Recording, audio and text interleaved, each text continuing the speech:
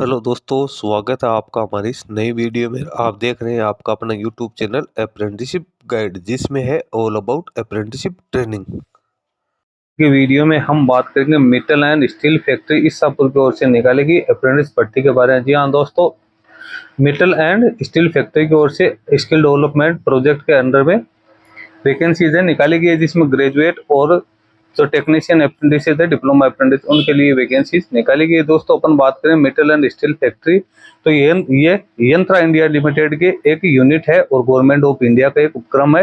Waste Bengal में ये ईसापुर ये जो कंपनी है स्थित है, तो इसके द्वारा ये वैकेंसीज है निकाली गई है। जो एलिजिबल कैंडिडेट है वो इसका एप्लीकेशन फॉर्म हो 15 जून 2024 तक इसकी NITS पोर्टल के माध्यम से फिलअप कर सकता है। दोस्तों सबसे पहले तो अपन चलेंगे इसके ऑफिशियल नोटिफिकेशन पे और जानेंगे कि इसमें क्या क्या एलिजिबिलिटी क्राइटेरिया दिया गया है। तो अप्रेंटिस ट्रेनिंग और टेक्निकल सरकारी जॉब्स की लेटेस्ट अपडेट पाने के लिए और जानकारी प्राप्त करने के लिए आप हमारे चैनल को सब्सक्राइब कर ले, बेल आइकन पर क्लिक कर नोटिफिकेशन ऑन कर ले, ताकि वीडियो के माध्यम से आप तक हर जानकारी पहुंचते रहे। आप हमारे टेलीग्राम चैनल और व्हाट्सएप चैनल को भी ज्वाइन कर ले, जिसका लिंक आपको हमारी वीडियो के डिस्क्रिप्शन बॉक्स में मिल जाएगा, जिस पे भी मैं लगातार अपडेट आप तक पहुंचाता रहूँगा। दोस्तों यदि आप banking sector, finance sector, insurance sector या अदर जो ऑफिशियल जॉब से रिलेटेड रिक्रूटमेंट निकलती है उसकी लेटेस्ट अपडेट प्राप्त करना चाहते हो, तो आप हमारे another YouTube channel banking jobs guide को सब्सक्राइब कर लो, जिसका लिंक आपको हमारी वीडियो के डिस्क्रिप्शन बॉक्स में मिल जाएगा। दोस्तों ये नोटिफिकेशन है वो एम्प्लॉयमेंट न्यूज में पब्लिश हुआ 18 से 24 मई 2024 का जो नोटिफिकेशन रिलीज हुआ है उसमें ये पब्लिश किया गया। Metal and steel factory Isapur under the skill India mission government of India, this establishment is in process of engagement of graduate apprentices and diploma technician apprentice for 1 year apprenticeship training under the apprentice act 1961। Apprentice act 1961 के तहत यहाँ पे जो government of India का skill India mission है उसके तहत यहाँ पे ये वैकेंसी निकाली गई है। अब अपन बात करें मेटल और steel factory Ishapur west Bengal में सिचुएटेड है। ये यंत्र इंडिया लिमिटेड की एक यूनिट है जो कि गवर्नमेंट ऑफ इंडिया का एंटरप्राइज है, मिनिस्ट्री ऑफ डिफेंस के अंडर में ये आता है। इसका जो मेन काम है वो डिफेंस जो प्रोडक्ट है उसको प्रोडक्शन करना है। इसमें कैंडिडेट अपना एप्लीकेशन फॉर्म है NITS पोर्टल यानी बोर्ड पोर्टल के माध्यम से फिलअप कर सकते हैं। सबसे पहले तो अगर वैकेंसीज की यहाँ पे बात करें तो मैकेनिकल की 2 वैकेंसी है, ग्रेजुएट अप्रेंटिसेस के लिए, डिप्लोमा टेक्नीशियन अप्रेंटिसेस की 3 वैकेंसी यहाँ पे निकाली गई। इलेक्ट्रिकल की बात करें तो इलेक्ट्रिकल में ग्रेजुएट की 2 है, डिप्लोमा टेक्नीशियन के लिए 3 वैकेंसी, मेटलर्जिकल के लिए ग्रेजुएट में 2 है और टेक्नीशियन में 3 है। इस प्रकार से ग्रेजुएट अप्रेंटिसेस की 5 वैकेंसी 6 वैकेंसी निकाली गई है और डिप्लोमा टेक्नीशियन के लिए 9 वैकेंसी निकाली गई है। टोटल 15 पदों के लिए वैकेंसी दी है निकाली गई। इंपोर्टेंट नोट्स की बात करें, कैंडिडेट ट्रेनिंग हो चुकी है, जिन्होंने ट्रेनिंग कर ली है वो कैंडिडेट इसमें एप्लीकेशन फॉर्म फिलअप करने के लिए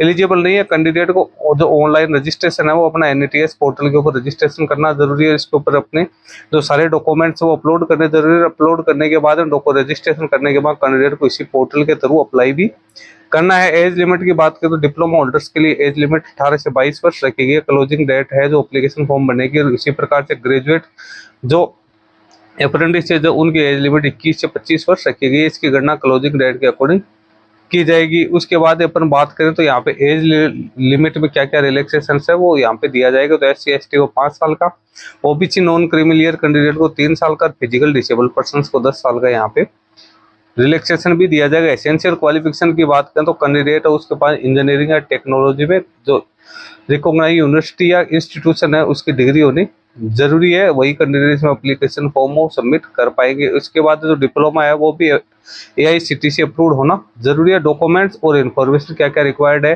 तो इसमें यूनिवर्सिटी का registration number, roll number, enrolment है।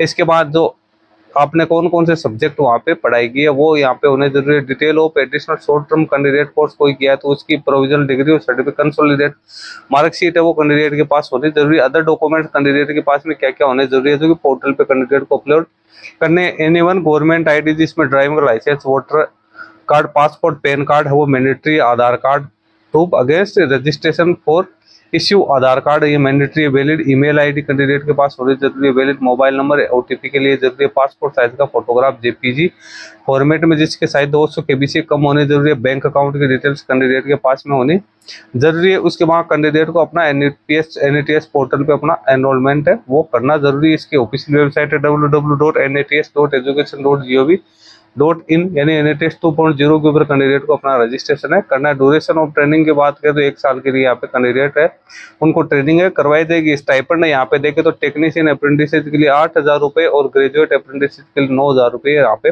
रखे गए हैं। अप्रेंटिस रूल 1992 के अकॉर्डिंग कैंडिडेट है वो फिजिकली फिट होना जरूरी है, जो स्टैंडर्ड है उनको पूरा करना है यहाँ पे जरूरी है। उसके बाद में कैंडिडेट है, कैंडिडेट का सिलेक्शन है वो कैंडिडेट के मार्क्स के आधार पे यहाँ पे किया जाएगा और उसके बाद कैंडिडेट है उसकी जो डॉक्यूमेंट्स है उसकी जांच भी यहाँ पे की जाएगी। अब टर्म एंड कंडीशंस की यहाँ पे बात करें तो कैंडिडेट को जिनको फाइनली तौर पे सिलेक्ट किया जाएगा तो उन कैंडिडेट्स का फिर कॉन्ट्रैक्ट है वो एग्जीक्यूट है वो किया जाएगा, तो उसके ऊपर कैंडिडेट को साइन करने जरूरी है। उसके बाद यहाँ पे फी की बात करें तो यहाँ पे कोई एप्लीकेशन फी नहीं रखेगी। मोड ऑफ सिलेक्शन की बात करें कैंडिडेट का जो सिलेक्शन है मेरिट के लिस्ट के आधार पे यहाँ पे किया जाएगा और जो मेरिट लिस्ट है वो यहाँ पे कैटेगरी वाइज है वो जारी की जाएगी। शॉर्ट लिस्टेड जो कैंडिडेट है उनको डॉक्यूमेंट वेरिफिकेशन के लिए बुलाया जाएगा। डॉक्यूमेंट वेरिफिकेशन में कैंडिडेट की जितनी भी एजुकेशनल डॉक्यूमेंट्स है, कास्ट सर्टिफिकेट से संबंधित डॉक्यूमेंट्स है, अदर को सर्टिफिकेट डॉक्यूमेंट्स है तो वो भी कैंडिडेट को यहाँ पे क्रॉस चेक करवाने होंगे। उसके बाद जो प्रोविजनली सिलेक्टेड कैंडिडेट है उनका पुलिस वेरिफिकेशन भी यहाँ पे किया जाएगा। यहाँ पे रिजेक्शन ऑफ द कैंडिडेचर है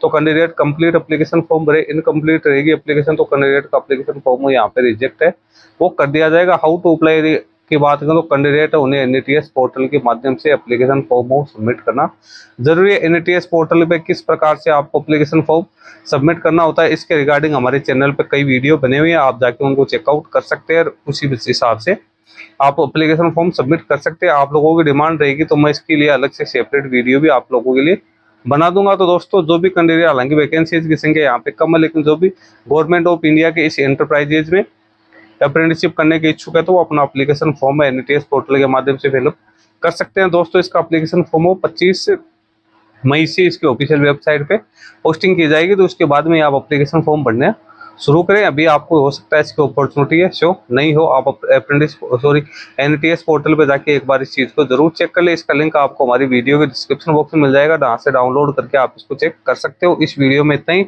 वीडियो अच्छा लगे लाइक शेयर करना, कोई क्वेरी हो कमेंट करके बताना। धन्यवाद।